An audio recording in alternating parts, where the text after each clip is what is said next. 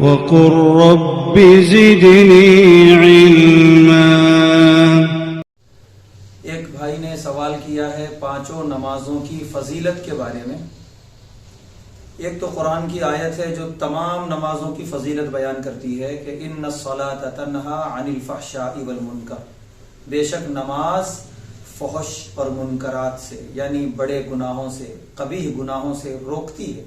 نماز پڑھنے والا گناہوں سے رکنے لگتا ہے، یہ نماز کی بہت بڑی فضیلت اور خاصیت ہے۔ پھر اللہ کے حبیب صلی اللہ علیہ وسلم نے فرمایا جو 5 وقت کا نمازی ہے تو اللہ کے ذمے ہے یہ کہ اللہ اسے جنت میں انشاءاللہ ضرور داخل فرمائیں گے۔ لیکن جو نمازیں نہیں پڑھتا، 5 وقت کا نمازی نہیں ہے، اللہ کے ذمے کوئی اس کے سلسلے میں عہد نہیں ہے، کوئی وعدہ نہیں ہے کہ اسے جنت میں داخل کریں گے، وہ جہنم میں بھی جا سکتا ہے۔ تو حدیث میں یہ بڑی اچھی فضیلت آئی ہے۔ اب آئیے پانچوں نمازوں میں سے ہر ایک کی الگ الگ فضیلت بھی احادیث میں آئی ہے۔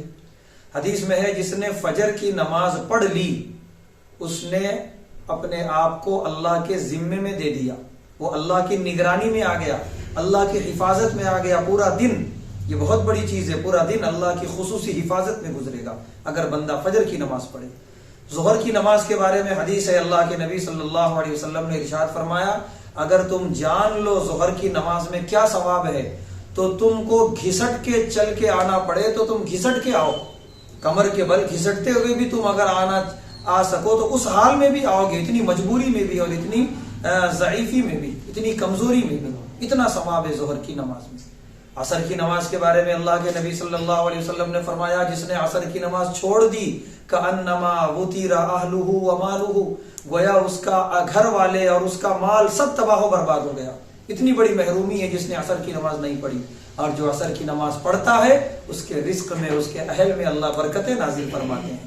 مغرب کی نماز کے بارے میں حدیث میں ہے جس نے مغرب کی نماز پڑھی اور اس کے بعد 6 رکعتیں اور پڑھ لی اوابین کی تو 12 سال عبادت کرنے کے برابر ثواب لکھ دیا جاتا ہے، اتنا بڑا ثواب ہے۔